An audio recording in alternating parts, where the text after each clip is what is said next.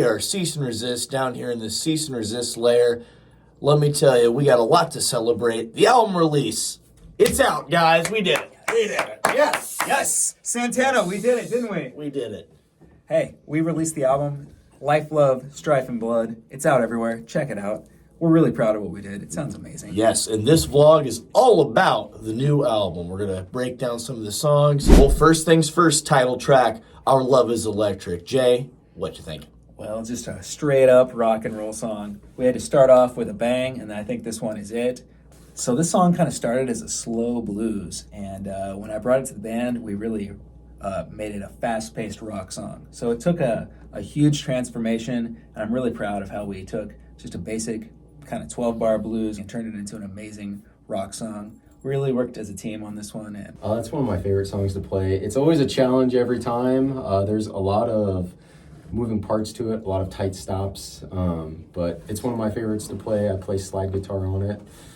I enjoy the backup vocals on it.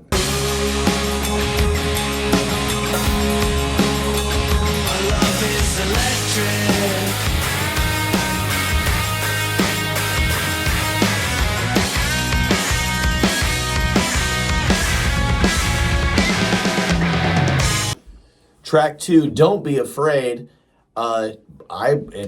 Correct me if I'm wrong here, Jay, but I'm pretty sure that of all the songs of the second album is the oldest one. Yeah, that was almost on the first album. It just wasn't quite done at the time.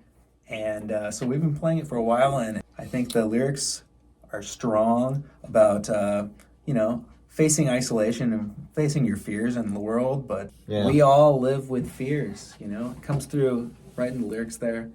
Another huge thing we had on this was the can crush. I do take credit for lead can crush. Lead can. Your can was always out of tune. So Don't Be Afraid. That's one of the most challenging songs for me to play on the album. I started off, so it's kind of up to me to make sure that we come in at the right tempo. It's very simple musically, but there's just something about it that is deceptively hard. What do you think about it, Sam? For me, Jay's lead on this one is probably one of my favorites on the album. It's just a really tasty solo. Fits the song very well. I enjoy listening to it, all the time. And you should too. Play it nonstop All on the streaming. time. In society, anxiety will break you down and crush you like a can. Don't be afraid. We all live with fears. Track 3, Carnival of Lights. Jay, what you think? Well, Carnival of Lights started as a completely different lyrical song. I liked the chord progression, and there was one line in the original lyrics that was, and we shall see, a prophecy tells us what will be. And I kind of took that specific line out of those original lyrics. So Carnival of Lights really tells the story of the fortune teller. It's been told before, but It's a very catchy song. 100% on that. And old lyrical wordsmith Jay Ewing over here. For me, the bass line in Carnival of Lights is probably the one I'm most proud of. I just think it really fits the song well, and it isn't maybe necessarily what you would think to play. It's kind of unique, and I think catchy too. we also have multiple guitar solos in this song where me and Dan trade off and kind of play together, and I think it sounds great. Yes. It's one of our better playing. I was gonna say the guitar work. Boom, we roasted. I love it when we do. I love in rock music where you got multiple guitar players and you get to show off their skills, pass the solo around, end up doing a little dueling solo at the end. Another awesome thing about Carnival is that it kind of showcases all four of our vocals at the same time. There's some good harmonizing in there. Though I have seen the future, I dwell on the past. And though I see no future, time is flying past. Keep Moving, the first lead vocal Dan song on the album. Dan, why don't you tell us? Yeah, so it's kind of a mix of a couple different songs that I was working at the time. So I took the parts that I liked from those songs and I kind of meshed them all together. So that's why when you listen to it, there's a couple different movements in the music, I guess you could say. Kind of like Don't Be Afraid is like just things that you can't control that you just got to keep powering through, and hopefully you come out on the other side. I think Keep Moving, one of the signature pieces of it is our interjection of our backing vocals occasionally. Yeah, and you got a nice hey in there. I really Gotta have the haze, Nice yeah. hey. Hey. I really love the double bass in that part. Double bass. Yeah, it Yeah, always rocks, is fun. Multiple guitar solos. It checks all the boxes. It's got all the boxes for rock and roll. Well, from a bass perspective, it's probably my simplest bass line on the album. Okay. But that's what the song needed. And it also makes it probably one of my favorites to play live because I don't have to think too hard. True. And go have some fun. That's what I was going for. You know, speaking of simple, for me, this is one of the 2 tracks on the whole album where if you actually listen to it on the drums perspective, we don't use any toms at all, just straight bass, snare drum, and cymbals too. It's like I said, it's a very straightforward rock and roll song. That's what I love about it. Listen to what I say. Keep moving or you'll fade away.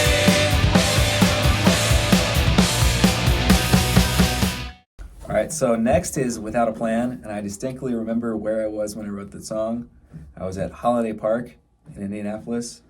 There's a giant pine tree with a bunch of rocks around it, and I was sitting right there, just trying to get away from, the pressures of the world for a minute, trying to songwrite.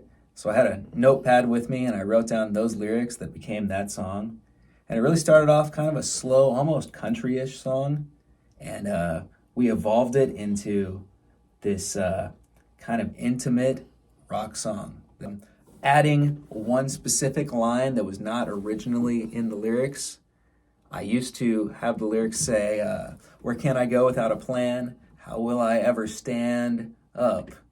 And those were not great lyrics. So I rewrote them. Where can I go without a plan? How will I ever understand life?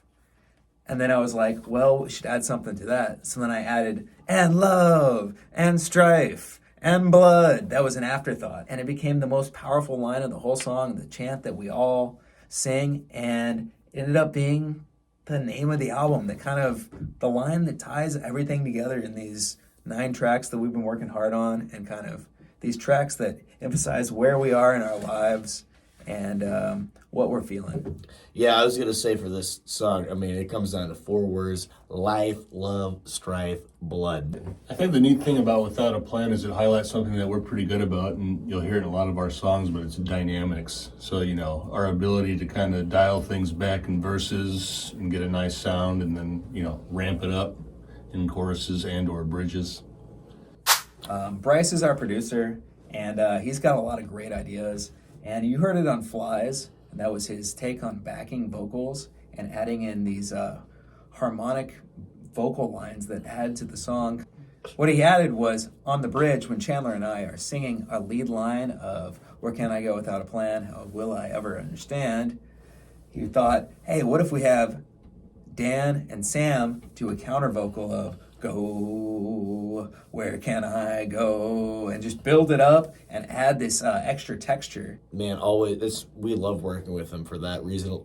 Reasons like that. It's just, man, he's got such a musical ear on things, and having great input from people like Bryce and our boy Matt Weiss. Yeah, Matt. He also mastered the album. Yes. Sounds great. Where can I go without a plan? How will I ever understand life and love and strife and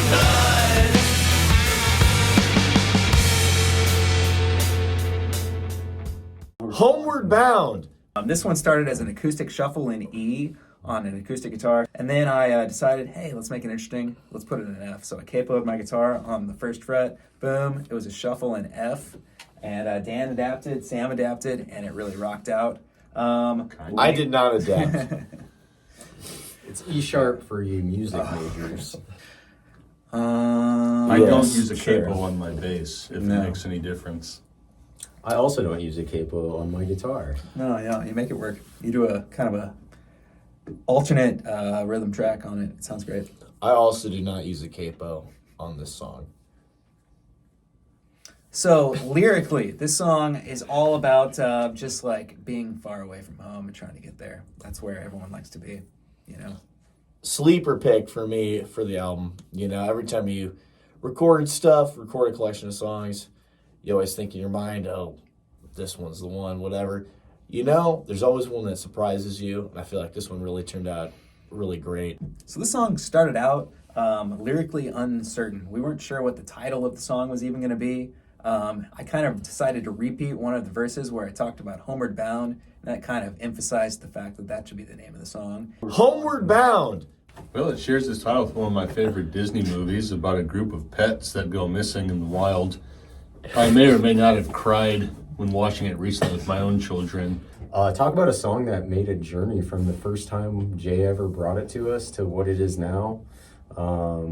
It was a song that we kind of struggled with at first because we had to find some like different movement for it, and it just kind of made us all, it put us all a little bit more on the same page musically.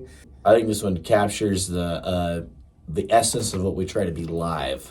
I think what this song did was challenge us. We started with an acoustic strum and we turned it into an upbeat rock song.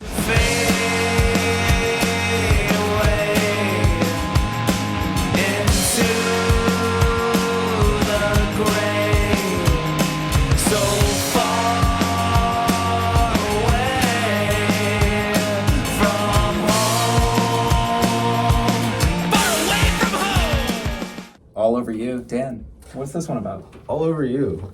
This song is kind of about just feeling, it's kind of a bummer, kind of about feeling helpless and not really knowing what to do with it or what to do about it, other than just kind of just accepting it and trying to make it the best of a bad situation. I like your lyrics about, financial stress. I think that's kind of a theme that a lot of people feel. Yeah, and also on a musical standpoint, the bridge in the song, hands down, has to be the biggest build of the album. Yeah, this bridge really started with, Dan had this great chord progression, and I was thinking, well, I maybe need to do some sort of John Frusciante. This bridge kind of builds up, and I end up using a whammy for the solo, getting multiple octaves, that whammy effect. It's kind of cool. I mean, it starts out really as on a drum percussion standpoint, just as some cymbal crashes, turns into a dance beat. Double time, the double time, it just turns into a thrasher by the end of it. Big fill at the end. The first solo is one I do, and then Jay does the big build up in the bridge. The solo I play, it was actually something totally different when we went in to record it. And then I was just in the room with Bryce, and I was just playing around with like some little tapping, just some little runs I was doing, and it went from there, and that's the one we ended up going with. It sounds really great. It's gonna walk all over you, all over you, over you, all over you, over you, all over you, you.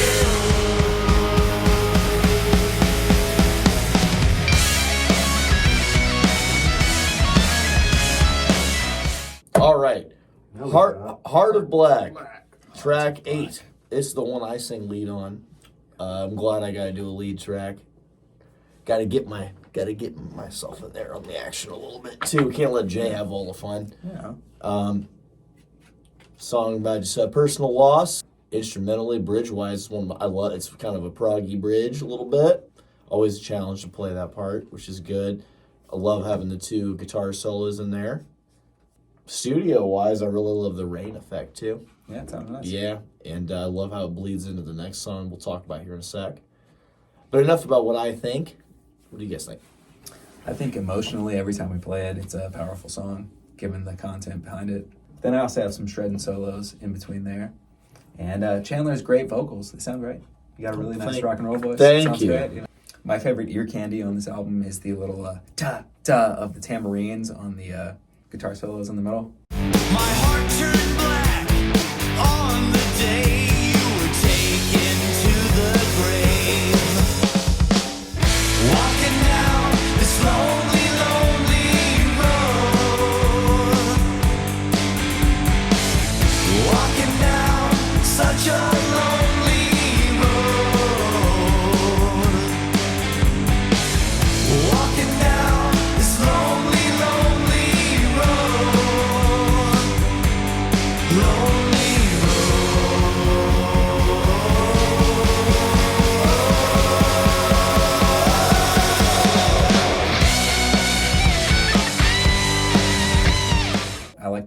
out at the very end, Into the Rain. That was great. Sam, since you're not covered by the cat's ass, what do you think? With this song, the thing I think about the most is probably the bridge. And like you mentioned, it's the proggiest Cease and Resist has gotten so far. I wouldn't worry too much about us, becoming the next Kansas or anything until we get a keyboard player. But Yeah. it was We fun to need kind one of those. branch out to an extent on the bridge. Yeah. I thought it was great. Yeah, I think that bridge is pretty fun. And I love, like I said, how we got a little bit of sound effects in there, and we also get to bleed it into the next song. And, why don't we just talk about that? Story Never Ends, last track on the album. Yeah.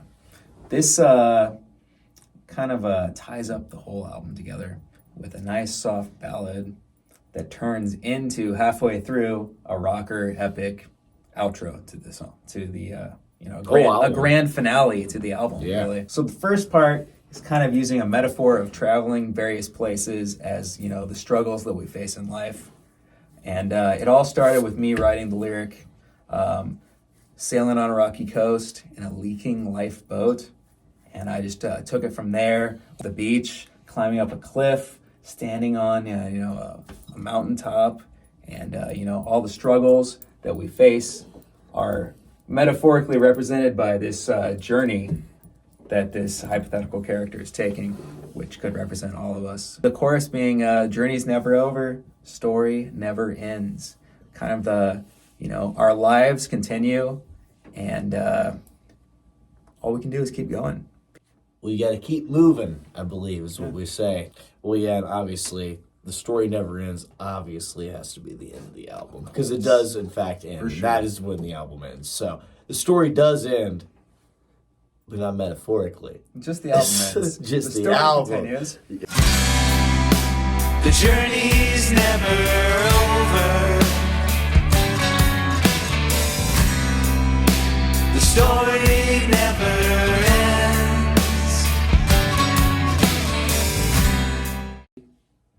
New merch alert. Look at that. Ooh, fresh from the printer. That one's Yeah. pretty good, but what about this one? Oh, man, even better. Hey, Yeah. is that the blue from the album cover? Well, hey, buy 'em up.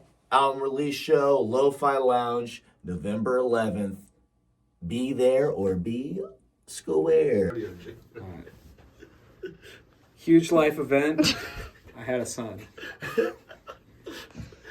Check out his cool T-shirt. It is the smallest Cease and Resist shirt made ever Yeah. Yep. Still too big for him. for a little guy. Anyway, welcome to the world, dude. Glad to have you here with us. Sam, what are your final thoughts this vlog? Well, it's exciting that I'm not the only dad in the group anymore. Yes. The only Congrats. advice Congrats, Jay. I would give is not having two more in the span of 3 years right after that. That was a little touch and go there for me for a while. Other than that, buy tickets to our show on the 11th. Buy 'em. Yes. Album release. Next Saturday, November 11th. It'll be a great time. Hey, it's going to be the best show of the year. We'll see you guys there because the party starts with you.